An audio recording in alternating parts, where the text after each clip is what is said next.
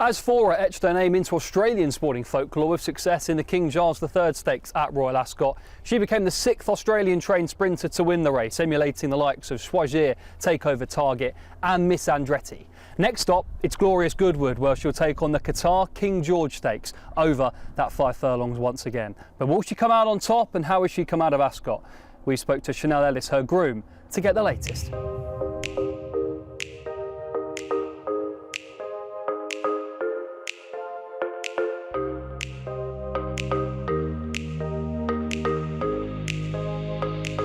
So Chenelle, you of course have been based for the vast majority of the time here with Asfoora Amy Murphy's yard. Yep. How did she settle in originally? Has she always, we saw her today, she looked so relaxed. Was that the same when she first joined? Yeah, it was. So we got here, I think on the 25th of April. And yeah, she got off the plane, came here. We got here about 3:30 a.m. Friday morning. And she was straight into the feed bin, and we haven't missed a beat, touch wood, since. And in terms of your partnership with Asfoora, how did that start? When did you first kind of meet up with her? It's only kind of new, really. So I started working for Henry. I think I've worked for him for a little while, but just mainly like part-time casual. And I left my other job probably 2 years ago, and I was just floating around a little bit, helping out Henry. And he sort of asked me if I'd take her to Perth for the quokka. So before that, we went to Sydney and then on to Perth. And yeah, that sort of started March last year. And what's she like to deal with? She's a little bit quirky, like you've got to know her. But now that I know her, she's easy. Like you just keep her happy, and yeah. And obviously she's shaped with promise at Haydock, but were you confident going into Royal Ascot that she had improved from that run? Yeah, she was definitely a lot more fitter going into that run. We were quite light on her going into Haydock. You just don't know how they're going to travel. So from the Galaxy into Haydock, I think she had 4 weeks out. So she had 2 weeks in the paddock and then 2 weeks in the pre-training. And then yeah, just the flight over here and then just a couple of quiet gallops and then into Haydock. She was a lot more screwed down into Ascot. So I was confident going into it. But you just never know how confident you can be in a race like that. So.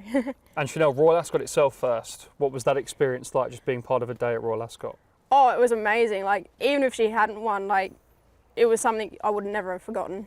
Just the atmosphere, the hype around it. Yeah, it was amazing. Obviously, apart from the win, what do you kind of remember? Is it the pomp and ceremony of being at that event, King Charles III himself being there? What kind of stands out?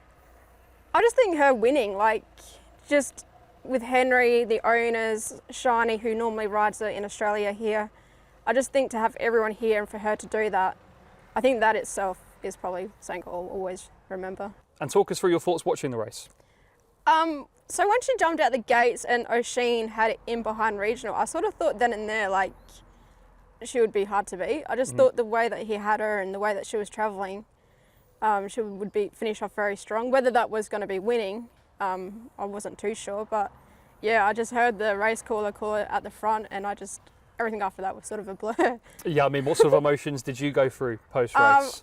I think it was a little bit embarrassing. I was jumping around screaming. There's a video going around, so. But yeah, just to have it play out the way it did, like, there's no words that can describe it. So I think, yeah, we were just ecstatic, really. And in terms of back home in Australia, what was kind of the reception there? Were a lot of Australians surprised by the win, or did they always think that she had that in her? I think they would have been surprised. Obviously in Australia, like, she's not one of our top sprinters. She's not far off, but it's just hard for her being a 5 furlong horse, 5.5 furlong. But yeah, just that, we thought coming over here for that 5 furlong race, it would suit her, and it did. And yeah, I think they were all excited and happy for us. And obviously it's a race which Australia has a great tradition in. Takeover Target, Miss Andretti, Choisir, many, many more.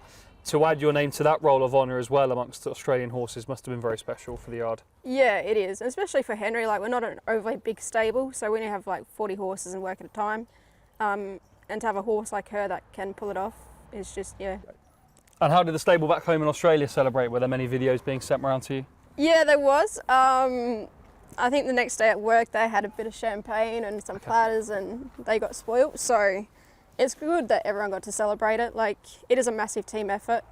I am over here with her, but everyone's obviously put in, and yeah, just grateful to Henry Ackerham, her owner, and the whole team to be able to do this trip. And obviously it's a big operation bringing her over, of course all the work it takes for yourself and being stabled here at Amy's, but what would you say to any Australian trainers or indeed owners who are thinking about sending a horse over to Britain? Oh, it's definitely worth having a crack. We did and it paid off, so yeah, I can't see why other people wouldn't want to just have a crack. And with Henry not being here all the time, how important has the role been that's been played by Amy Murphy? They've been incredible. Like, I walked into the joint 4:30 or 3:30 a.m. on a Friday morning. Never been out of Australia. I've walked in. Amy, Lemos, her husband, the whole staff, they've just been amazing. They take us to the races. Jade rode the pony around to the start with Asfoora at Ascot. They've just been incredible. So we really can't thank them enough. And I think they've definitely made the difference to her winning that race. It feels like home being here, so it's great. Now we've seen her this morning, pulling your arms out on the gallops, but Yeah. how's her prep been going into Goodwood? Faultless. So after Ascot, she went to long holes for 14 days. So she had 10 days out in the paddock and then 7 days on the treadmill. So I picked her up last Monday afternoon and she's just been back here. She cantered for a week, had a bit of evens yesterday morning, and then yeah, she'll probably have a bit more of a gallop later on in the week. And Goodwood has its unique idiosyncrasies. It's a very undulating track. Is she a well-balanced filly? Do you think that will really suit her in terms of that sort of unique test? Well, we didn't really think Ascot would suit her, so with the uphill finish, and that did suit her, so I can't see why Goodwood wouldn't suit her. We sort of think York is the flat track, and that will probably suit her best out of all of them. But yeah, just whatever she does now is sort of a bonus, so whether she wins or runs second or however she finishes, we're just grateful that we got that win. And my final question, what does Asfoora mean to you? Sort of everything. Like, she's changed my life, and so has Henry and Ackerham and the owners. But yeah, I'll never forget her.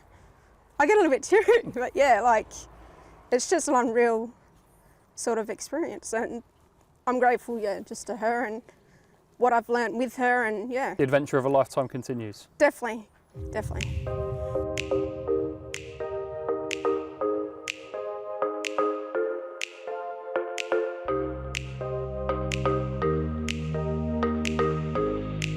Good luck to Chenelle and Asfoora at Glorious Goodwood. Let's hope that they can bring home more international success. As for Glorious Goodwood, can't wait to be trackside to bring you all the action. Remember, you can watch all 5 days from the Sussex Downs live across the Sky Racing Network.